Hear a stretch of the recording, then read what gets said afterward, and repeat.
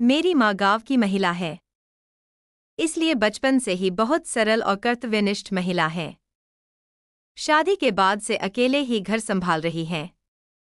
मेरे पिता की माँ यानी मेरी दादी को मेरी माँ बहुत पसंद थी। जब माँ की उम्र 18 साल थी, तब उनकी शादी पापा से हो गई थी।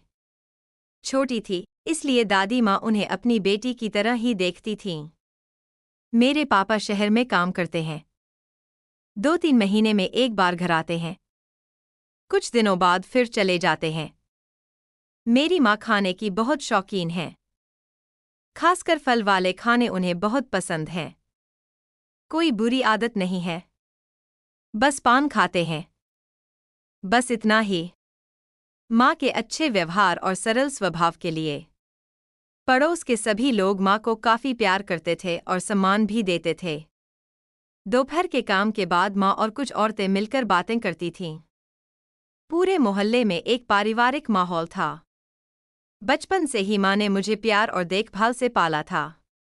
मेरा नाम बीरेन है। माँ मुझे प्यार से बीरू बुलाती है। बचपन से माँ ही मेरी पहली और एकमात्र महिला है जिसे मैंने देखा है। इसलिए स्वाभाविक ही है कि एक महिला के रूप में मैं माँ के अलावा किसी और को इतना करीब नहीं पा सका। मेरी उम्र 19 साल है। मैं एक औसत कदकाठी वाला लड़का हूँ। मैंने 12वीं पास की है और हाट में चावल दाल का व्यवसाय करता हूँ। मेरी माँ बहुत खुले स्वभाव की इंसान है, इसलिए मैं हर बात उन्हें बताता हूँ। माँ से कहता हूँ। मेरी माँ मेरी कल्पना की अप्सरा देवी है। उम्र के साथ साथ मेरे शरीर में हार्मोनल बदलाव के साथ मैं माँ को नए नजरिए से देखने लगा। लेकिन सब कुछ की शुरुआत एक दोपहर से हुई। एक बार गर्मियों में मैं दोपहर के खाने के बाद बिस्तर पर लेटा था। माँ सारे बर्तन मांज कर धोने के बाद कमरे में आकर पंखे के नीचे बैठ गईं। माँ को देखकर मुझे थका हुआ लगा। माँ से पूछने पर पता चला कि सुबह से उस दिन काम ज्यादा हो गया था। फिर माँ लेटते हुए बोलीं, किरे बीरू, आज ऐसे आधी आधी हालत में क्यों लेटा है? मैंने कहा, मैं कैसे सोऊं? मैंने कहा, क्यों तुम सीधा सादा लेट जाओ जैसे रोज करती हो? माँ बोलीं, तो फिर? मेरा पैर तो तेरे शरीर से छू जाएगा पापा। उससे क्या हुआ, तुम आराम से लेट जाओ। अभी मुझे उठने का मन नहीं कर रहा, मैंने कहा। इसके बाद मम्मी ने साड़ी की चुन्नी से पसीना पोंछा। फिर वो लेट गईं। पूरा दिन काम करके मम्मी बहुत थकी हुई थीं। थोड़ी देर बाद मैं मम्मी के पैर मसाज करने लगा। मम्मी को शुरुआत में थोड़ा असहज लगा, लेकिन पूरे दिन की थकान के बाद पैरों को आराम मिलते ही वो कुछ नहीं बोलीं। इसी तरह पैरों की मसाज धीरे धीरे हमारी दिनचर्या का हिस्सा बन गई। वक्त के साथ मम्मी को देखने का मेरा नजरिया और भी बदल गया। आमतौर पर घर का कोई काम करते वक्त, बर्तन धोना या कपड़े धोते वक्त, खासकर साड़ी को ऐसे मोड़कर कमर में बांध लेते थे ताकि वो पानी में भीग न जाए। इससे काम करने में काफी आसानी होती थी। माँ का वो टलटला मासूम चेहरा जैसे कोई जादू का जाल हो, जो मेरे दिल में गहरी हलचल पैदा करता था। एक दिन ऐसे ही दोपहर को माँ के पैर मसाज कर रहा था और माँ लेटी हुई थी। तभी मैंने देखा कि गर्मी की वजह से कपड़े थोड़े अस्तव्यस्त हो गए हैं। मैंने उन कपड़ों की तरफ ज्यादा ध्यान नहीं दिया क्योंकि माँ तो सो रही थी। सोचा इस वक्त कुछ काम कर लूँ ताकि माँ को दर्द न हो। दोस्तों, YouTube के बनाए नियमों के अनुसार कारण ये बातें सीधे सीधे नहीं बताई जा सकती। तुम लोग कमेंट में दिए लिंक से मेरी वेबसाइट देखो। वहाँ बिल्कुल अपनी पसंद की कहानियाँ हैं जो YouTube पर नहीं मिलती। थोड़ी देर काम करके खिड़की से देखा तो शाम की नरम रोशनी पुष्करिणी के पानी को ढक रही थी। मैं बिस्तर से उठने ही वाला था कि माँ की नींद भी खुल गई। माँ ने मुझसे कहा कि लाइट जला दो। थोड़ी देर पहले काम करते करते थक गया था। वैसे भी कपड़े थोड़े अस्तव्यस्त थे। मैं लाइट जलाने में थोड़ा हिचकिचा रहा था। इसलिए माँ से कहा कि मैं नहाने जा रहा हूँ, गर्मी लग रही है, तुम ही जला देना। ये कहते हुए मैं सीढ़ियों की तरफ बढ़ गया। हम चले गए और माँ संध्याकाल में जले के चताले पर आकर बैठ गईं। मैं कलतला में बैठकर दोपहर के पलों की यादें ताजा कर रहा था। माँ की मौजूदगी महसूस करते हुए कलतला के दरवाजे से झांककर बोला, माँ, गमछा थोड़ा दे दो ना, जल्दी में गमछा लाना भूल गया। माँ आई और गमछा दे गईं। नहा धोकर मैं घर वापस चला गया। कई दिन बीत गए। दुकान के काम के कारण मैं भी कुछ दिन इन सब से दूर ही रहा। लेकिन घर लौटते ही जब भी माँ को देखता तो उस दिन के काम की याद आ जाती। अजीब सा एहसास होता। मन ही मन सोचता था कि चाहे जो भी हो, फिर से कुछ तो करूँगा, दिखाना होगा। एक दिन दूर से लौटकर तालाब में नहाने गया था। तैराकी करके बाहर निकलने ही वाला था कि तालाब के किनारे सीमेंट की स्लैब के टूटे हुए कोने से पैर लग गया। थोड़ा दर्द हुआ और मैं पानी में गिर गया। मुश्किल से उठकर देखा तो चोट पर एक लाल निशान बन गया था। उंगली से उस जगह को छुआ तो दर्द हुआ, लेकिन ज्यादा गंभीर कुछ नहीं था। लेकिन इससे मेरे दिमाग में एक चाल की बात आई।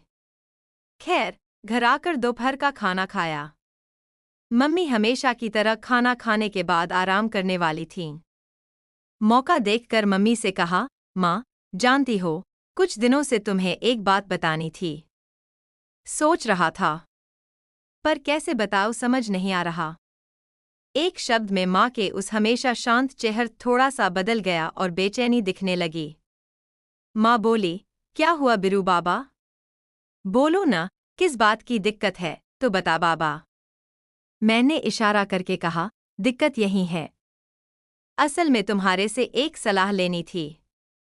क्योंकि तुम्हें बताए बिना डॉक्टर से बात करना ठीक नहीं होगा।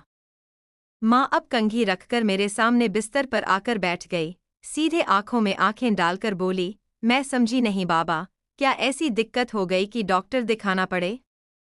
और ये दिक्कत कहाँ है? पैरों में दर्द? तुमने कहीं पूछा? मैंने हाँ, थोड़ा दर्द है इसमें। माँ मेरी आंखों में देखकर इस बार कड़क आवाज में बोली, बाबू, मैं अभी तक कुछ भी समझ नहीं पाई। तुम अगर अभी तुरंत मुझे सब कुछ साफ साफ नहीं बताओगे तो आज ही दोपहर हम अस्पताल जाएंगे। मैंने कहा, कुछ दिन पहले तालाब में नहाते वक्त थोड़ा चोट लग गई थी। पहले तो कुछ खास महसूस नहीं हुआ, लेकिन अब दर्द थोड़ा बढ़ गया है। माँ ने कहा, दिखाओ मुझे। मैं हिचकिचाते हुए कुछ बताने लगा। माँ डांटते हुए बोली, बिरू, मुझे दिखाओ। मैंने वो निशान दिखाया जो अभी भी काफी लाल था। हो गया है। माँ एक मलम लाने के लिए कमरे में गई। थोड़ी देर बाद वापस आकर मलम उंगली में लेकर मेरे घाव पर लगाने लगी। मलम काफी ठंडा था। माँ मलम लगा रही थी और मैं उसे देख रहा था। बहुत प्यार से मेरा ध्यान रख रही थी। मुझे काफी अच्छा लग रहा था। इस बीच कपड़े थोड़े अस्त व्यस्त हो गए थे, जिससे मुझे थोड़ी असुविधा हुई। माँ ने कहा, दिन में 3-4 बार ये मलम लगाना। उम्मीद है जल्दी ही ठीक हो जाएगा। इस दौरान कुछ घटनाएं हुईं। दोस्तों, YouTube के सख्त नियमों की वजह से इन्हें सीधे नहीं बताया जा सकता। आप लोग कमेंट में दिए लिंक से मेरी वेबसाइट विजिट कर सकते हैं। करो। वहाँ बिल्कुल मनचाही कहानियाँ दी गई हैं, जो YouTube पर नहीं मिलतीं। अगली सुबह दुकान पर जाने से पहले रोटी और सब्जी खा रहा था, और माँ एक टूल पर बैठी रोटी सेंकते सेंकते मुझे दे रही थी। इसी बीच बातों बातों में माँ अचानक मुझसे पूछ बैठी, बिरू, तुम्हारी वो समस्या अब कैसी है? माँ किस बात की बात कर रही है? ये माँ के इस सवाल से मैं समझ गया था। फिर भी थोड़ी बचकानी हरकत करते हुए कहा, कौन सी बात बताऊँ माँ? माँ बोली, अरे तुमने मुझे नहीं बताया था कि तुम्हारे पैर में चोट लगी है। तो अब कैसे हो बेटा? मैंने कहा, तुम्हारी देखभाल में मैं ठीक हूँ। चिंता मत कर माँ बोली, चल आज भी मलहम लगा देती हूँ, देखती हूँ अच्छा लगेगा। मैंने कहा, पाँव का दर्द तो बहुत पहले ठीक हो गया है। माँ बोली, आज फिर लगा दूँ तो और भी ठीक हो जाएगा। मैं समझ गया कि माँ मलहम लगाने के बहाने फिर से उस दिन जैसा काम करवाना चाहती है। मैंने कहा, माँ आज पहले बाल काटकर नहा लो, फिर पाँव पर मलहम लगाना। माँ बोली, क्यों बेटा, अब मुंह क्यों फेरती है? जब अभी लगाओ तो अच्छा होगा। तू चुपचाप बैठ जा। माँ नासिर वाला बिना मेरी बात सुने काम शुरू कर दिया और मैं चुपचाप बैठा रहा। उस दिन के बाद से अक्सर माँ पाँव पर मलहम लगाने लगी और मैं रोकता रहा।